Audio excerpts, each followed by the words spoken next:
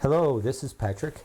I have a special little show. I'm going to do something on the late 1960s. Now, pretty much our whole culture today really comes out of the 60s for many ways. But it's where the government and other entities outside the government started really doing a psyops on the American culture. And this was really interesting. So I can really talk about this for many hours, but I want to give you just an example of what went on. So people like Timothy Leary, who are held up in great esteem today, well, historically, when you look at them, they are half a star. They are really, really, really dark. And watch this. Could you give me, let's say Jesus Christ. Could you please give me Jesus Christ on the scale? Now, turn on. Thank you. And you see Christ is a 10. All right? I just want to let you know. And because his intentions at the very beginning were to really, I don't know what word you want to use, but he was totally of service to uplift mankind. Okay, now give me Timothy Leary. Now this is a 10-point scale. Look at this thing go. Look at this. That's the antithesis of Christ. Do you understand? This is half a star, one or less. This man brought darkness. He told the younger generation, thank you, he told the younger generation to take LSD, which is a synthetic. It's not even a natural drug. And it did great damage to this generation. And the stronger people did okay. Then he encouraged people to go out and drop LSD in their mouths when they're sleeping. Or not just him, people like Timothy Leary. There's many of them. The merry pranksters, things of that nature. And they would put it in people's Kool-Aid, like farmers, and they didn't know that it was being done to them. So this experience started happening to them, and they weren't in control because no one told them. They were totally unprepared. And they thought this was merry pranksters. Everything of this ilk from the 60s are it's superfluous. You already know it's satanic. It's satanic and evil, and I can't even speak of it, how broad it was. It was a CIA operation with other agencies outside of the government. And they went in there and they stole the energy of the 60s to redirect it, this anti-war movement, what was a legitimate expression of what was happening. There's a lot of good things out of the 60s to return to a better lifestyle, to find your spirituality. And you could find this in many religions. Christianity had a great spiritual tradition, but the churches themselves, like the Catholic Church and so forth, they had a lot of issues going on, and their intention was other than honorable many times. But they're great people and great saints, and all these institutions. You just have to know where to look. So that's what I wanted to say about the 60s. That Timothy Leary, and let's do this one. Here's one everybody who thinks he's really innocent. Wavy gravy, please. Wavy gravy. Look at that. Boom. He's a 1. He's less than a 1. I already know. He's 3/4 of a star. He was a CIA op. Okay, question. Was Wavy Gravy on a secret government intelligence type program? Wavy Gravy. Okay, this goes there. It's really easy. His thing was to push the drug culture, and everything was to disconnect you from your spiritual core, your connection to the Buddha conscious, the higher Christ consciousness.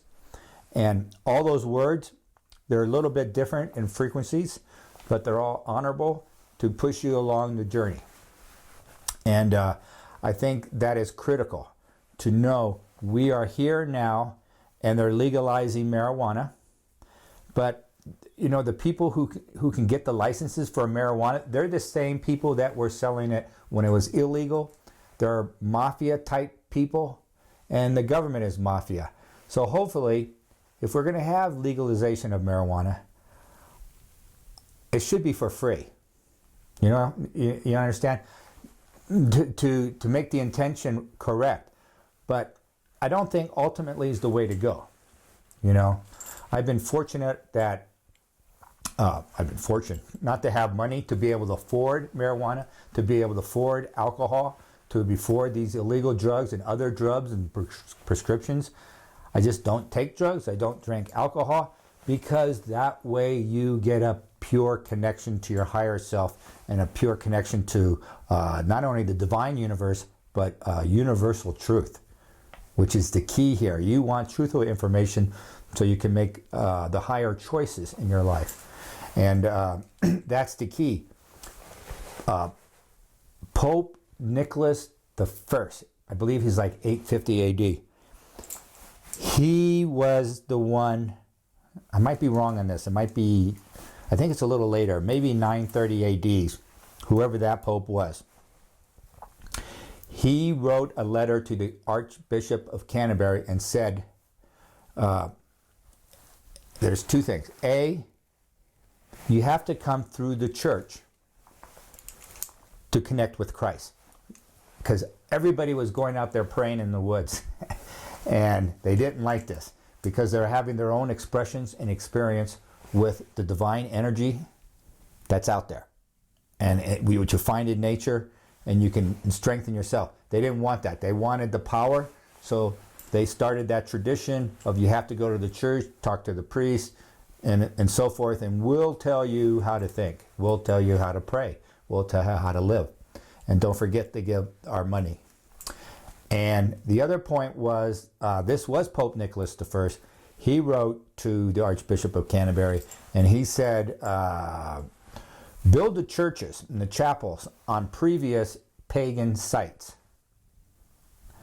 Because those sites, the church understood, they knew energy, that those locations were either vortexes, portals, ley lines, and things of that nature, of energy. And people naturally went to the energy spots to connect, to revitalize their connection, to connect to Christ.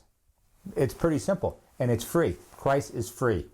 That's the, Buddha is free. All these connections to the universe, to nature is free. Anyway, once they did that, here we are, 1960s, and again, they're trying to intervene the people from finding their spiritual destiny. So they co-mingle the idea, oh, take LSD and you will find a whole spiritual dimension. That's nonsense. It's a synthetic, artificial drug.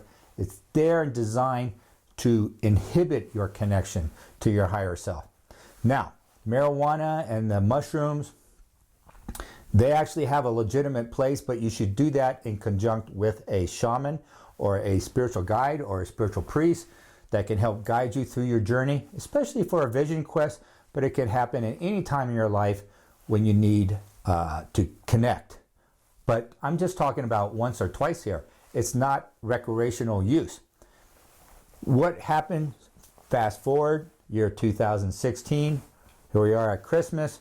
They need to have you disconnect further, because people are out there, like you, watching this program, are connecting with your soul's purpose, your own journey, your own direct connection to the higher self. You're finding the information firsthand, and it's pure. It's going to be correct. You'll make mistakes along the way, but that's part of the journey. They don't want you to do this, so they're starting to legalize marijuana. They want to dumb and numb everybody down in these changing times. But people in mass are making their own choices, their own decisions. They're turning off the TV, which is just filled. It's like a drug. It's an addiction. They know what they're doing. There's more into it than you know. The iPhones, why do they sell them so cheap? Because it's filled with frequency disruptors, so you can't connect to your higher self. They can download information. Watch this, please. Is the number one intention of the iPhone to disrupt Communications with your higher self. I never asked this question before. I already knew what it was going to be. I do have other... so the iPhone itself, you need to protect yourself. I have a whole video on it. It's about 10 minutes. I haven't put it up. It's been in my hard drive for a while. Anyway, thank you. Oh, excuse me. We're exciting times, and you're going to have to find sources of spiritual connection to the planet, to